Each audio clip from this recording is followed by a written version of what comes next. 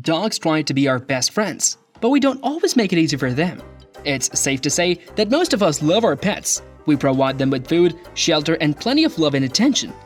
But even the best pet owners sometimes do things that their furry friends don't appreciate.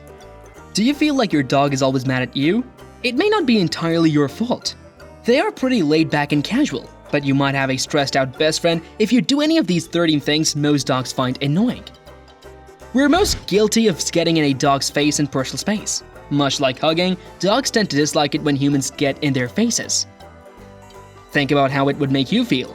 Avoid putting your hands in a dog's face. This is especially important if the dog does not know you well.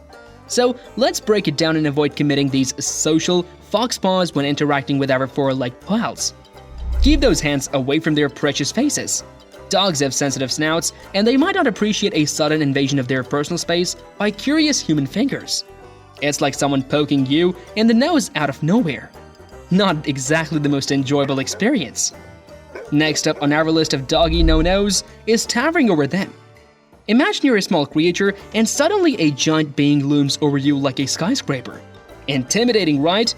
Well, dogs feel the same way when we stand tall above them. It can make them feel anxious or threatened, which is definitely not what we want during our interactions.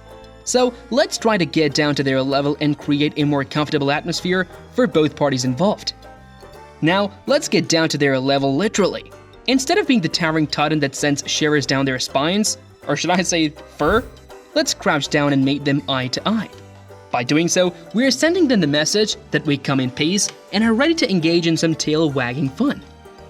Just as hugging can sometimes be a bit too close for comfort, our furry friends also tend to dislike it when we invade their personal bubble. It's all about empathy, my dear human companions. Imagine how you would feel if someone suddenly got all up in your face without warning. Not the most pleasant sensation, isn't it? If you're wondering if your dog hates your hugs, pay attention to her body language. When you go in for a cuddle, does she tense up, lean her head away from you, avoid eye contact, lick her lips, keep her mouth closed, pull her ears back against her head? All of these are signs that a dog is uncomfortable. Many dogs will tolerate it with grace, but some dogs will feel threatened, fearful, or angry.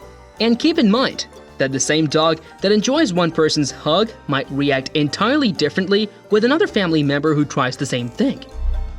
Dogs might be able to deduce the meaning of a few keywords like walk, treat, or toy, but they can't understand human language. What they rely on to figure out what we mean is our body language. Unfortunately, we can easily send mixed signals if we are only paying attention to what our mouths are saying, and not what our bodies are saying. Embark on a possum experiment by going on a day-long silence with your furry companion. Instead of barking up a storm, communicate solely through your body language. You'll be amazed at how much you speak without uttering a single word, and discover the art of using your wagtastic movements to fetch the desired response from your four-legged friend. Most of us have seen those heartbreaking surveillance videos of lonely dogs mopping around hating life when their families are out. We get that sometimes leaving your pup alone just can't be helped, but also remember that you signed yourself up for some hefty responsibilities when you invited a canine into your home. One of those is making sure that you leave them alone only when it's absolutely necessary, and doing all you can to keep them entertained when you're gone. If you know your dog doesn't dig a certain person or pooch, then try to make arrangements so she doesn't have to deal with them. Of course, this becomes impossible if that other person or dog are family members, or soon-to-be family members, in which case you'll need to seek advice on how to train your dog to tolerate the company of the offending parties. It's important to understand why your dog may be acting this way. Perhaps Aunt Mildred has a distinct scent that rubs your pup the wrong way. Or maybe she unintentionally stepped on your dog's tail during their last encounter, leaving a lasting impression. Whatever the reason may be, it's crucial to identify the root cause of their animosity. Once you've sniffed out the source of the issue, it's time to take action. One approach is to create separate spaces for your dog and Aunt Mildred during family gatherings. You could set up a cozy corner for your pup complete with their favorite toys and treats. This way, they can enjoy their own little doggy den without feeling overwhelmed by Aunt Mildred's presence.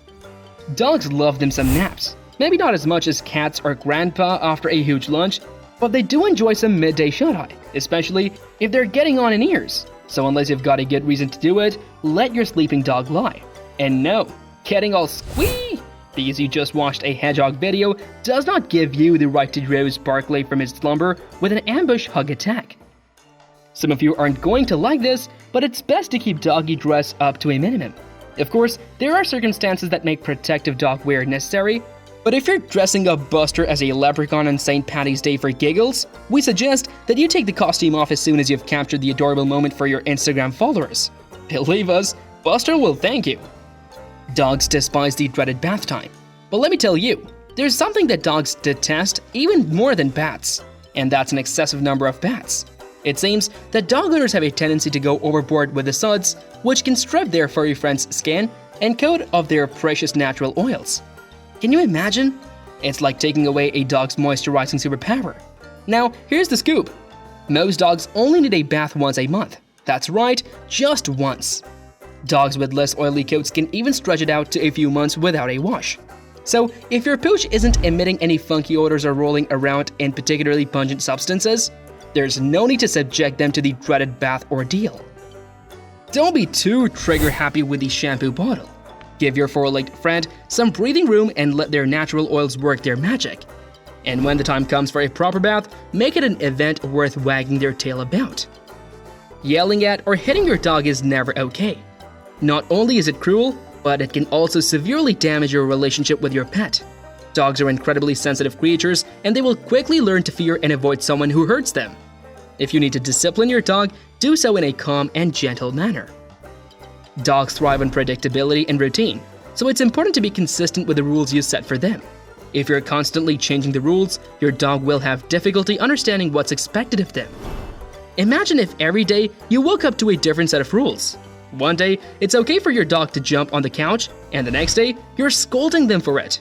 It would be like trying to navigate through a maze blindfolded while someone keeps moving the walls around. Confusing, right? Well, that's exactly how your dog feels when you constantly change the rules. Although people do this to dogs all the time, a pat on the head is one of the worst ways to greet a dog, especially one who's never met you before. And even if it's a dog who loves you to pieces, have you ever noticed her duck when you go in for that head pat? It's because dogs get defensive when something swoops down towards their head. It's a vulnerable spot, and their instinct is to protect it. Your best bet is to give them a pat on the rump, right in front of the tail. Teasing your dog with food is a surefire way to annoy them. Dogs are serious about their food, and they don't appreciate having it dangled in front of their noses only to be taken away again. If you want to give your dog a treat, just give it to them instead of playing games. Please tell us that you already know it's not cool to do any of the following to a dog: pulling their tails, ears, or other appendages, constantly chasing them, lying in wait to startle them, barking at or otherwise taunting dogs in enclosures, playing merciless games of keeping away their favorite toys.